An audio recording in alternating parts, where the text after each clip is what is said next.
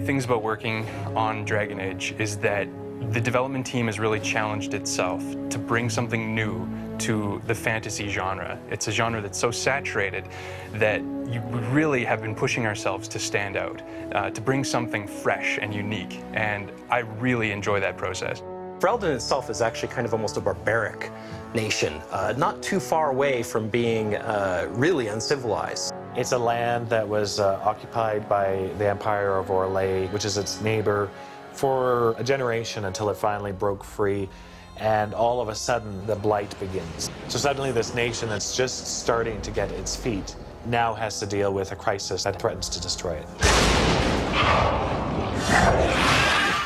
We're not telling a story with words alone in Dragon Age Origins. What's in the levels actually tell you a visual story and also an archaeological story as you're going through the game.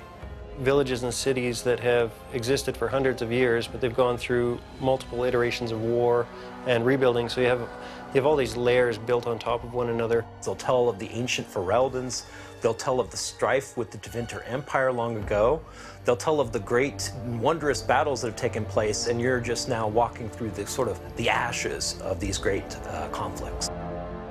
We definitely pulled a lot of historical architectural reference. We were trying to make something to where you could imagine people working, living, breathing in these spaces. The dwarves, which are very Aztecian, Mayan influenced, very angular shapes. You have the humans, some of the Anglo-Saxon 1200 AD influences. You know, lots of timber, lots of like rough stone. It definitely makes it feel like it's kind of almost like the frontier of a fantasy nation. The first step that you have to take in creating levels is coming up with your core concept. Every inch of a level is an opportunity for us to engage you in combat, to tell a story, or to take your breath away.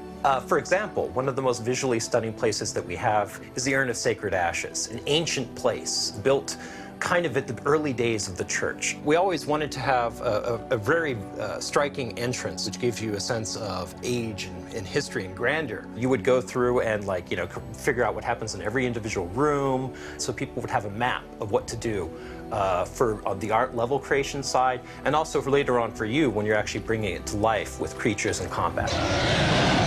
So one of the huge advantages we had on Dragon Age Origins was the fact that we were able to do a lot of early development in the Neverwinter Nights engine. This is the Urn of Sacred Ashes, the way that we built it in the Neverwinter prototype. We wanted to make sure that the gameplay, the story, and all the design elements really worked and fit together. And now we'll show you what it looks like in the final game.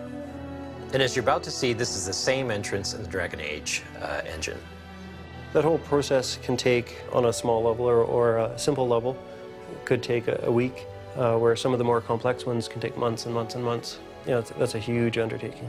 Ferelden is just one country on the main continent in Dragon Age universe, so there's certainly a lot more to explore and talk about in the future.